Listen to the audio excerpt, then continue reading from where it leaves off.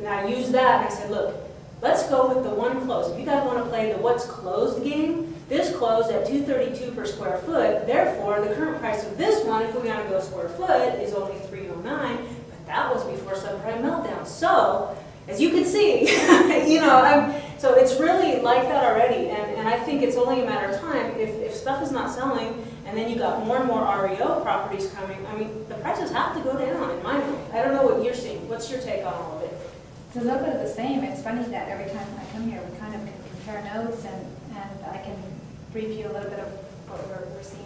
It's a little bit of the same. And I'd like to, like I mentioned to you, kind of try to get some type of system in place. However, you just have to realize I'm not in a department that has a whole lot of that access. Well, when are you going to be the vice president of that department? I'm working on it.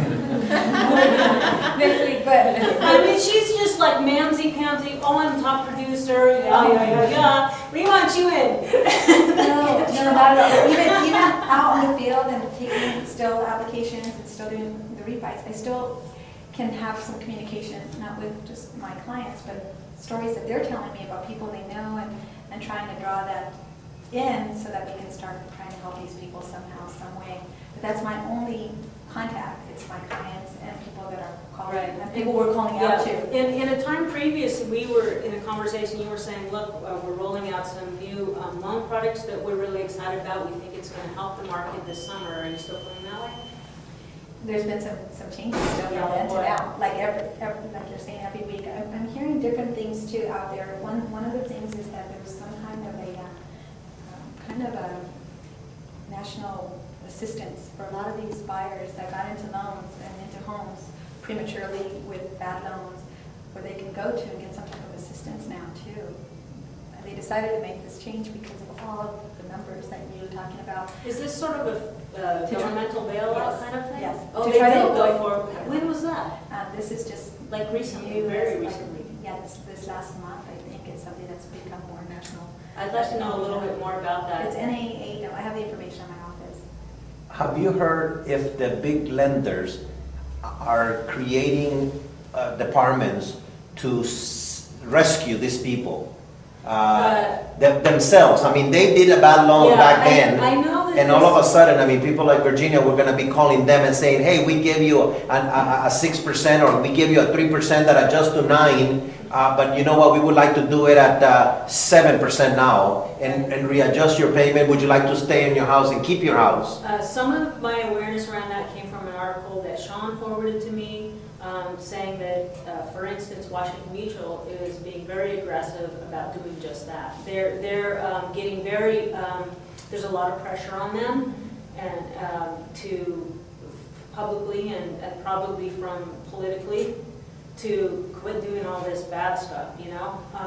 And so they are, I think, and in fact, that's one of the listings that I took in Diamond Bar. As soon as I took it, and then I found out that what she really wanted to do, and she has Washington Mutual, I said, look, I just read an article that she was like in some crazy loan, like a 9 and 11%, and she's a nurse, she makes good money, she's very good, she just can't keep up with it, or else. Anyway, I said, look, there's a very good chance if you go back to them, they're going to reduce your rate to something more. Ask them for 6% and show them that you're good or whatever. So I lost that listing, but I helped her because I know that she's capable of making it. Some people have no way that they can possibly do it, but for sure. So that's when I talk to people, I want to make sure what they really want to do, because if they really want to stay in the home, there's more and more evidence to show that the banks are starting to bend over backwards to keep them in their homes and keep a performing loan. Because do you guys know this, that every time an NOD is filed, that the bank has a reserve requirement of like 7 times the defaulting loan.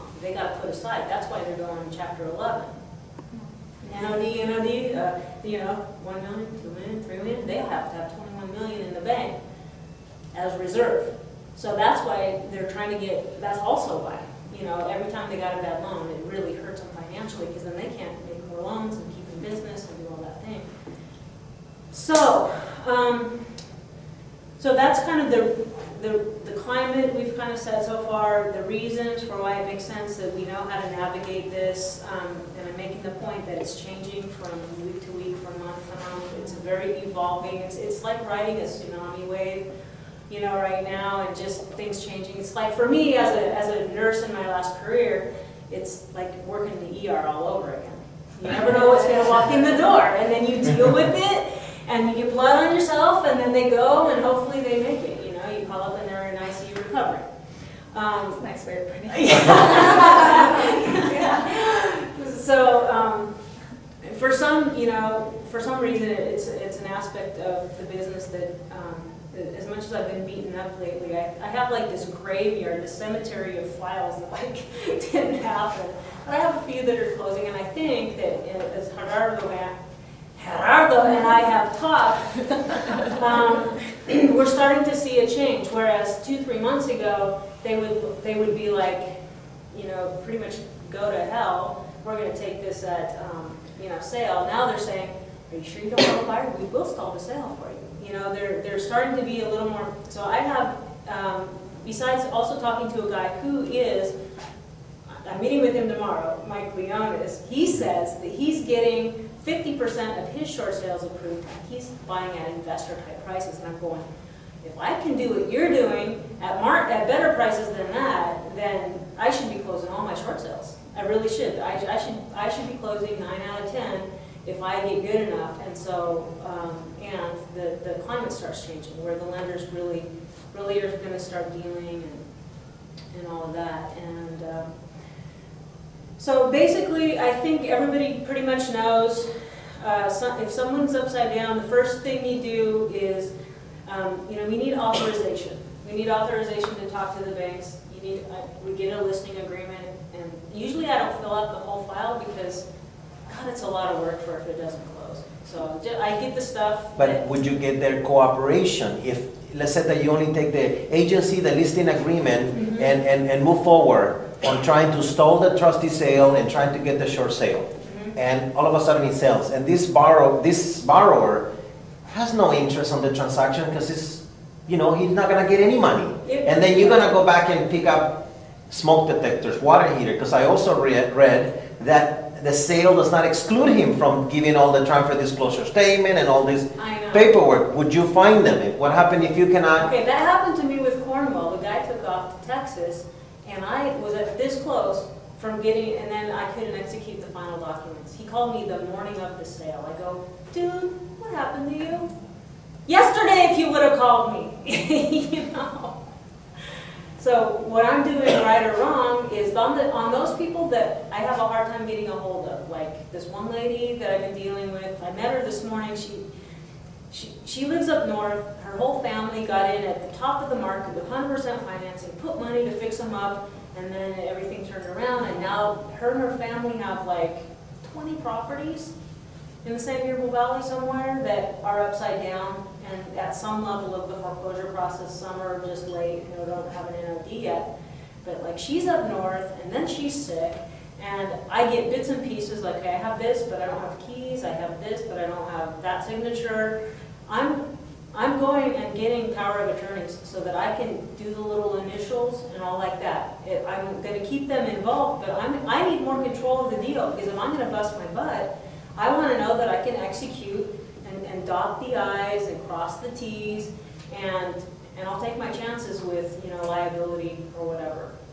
Yeah, but you have no knowledge of certain things on the property, that the seller is the one that has to do Right, it. but that doesn't preclude me needing the short sale package from them. So I've got to get at least the short sale package from them, the listing agreement, the agency, and now I want the grant deed and the power of attorney too. Unless they're really stable and solid, and I can tell they're not disappearing on me. So that's what I got this morning, and then I look at the pages. She's got like these three things, and I go, the notary didn't like stamp 5 out of 6 of these. She goes, oh, oops. Oh God, we always get this close.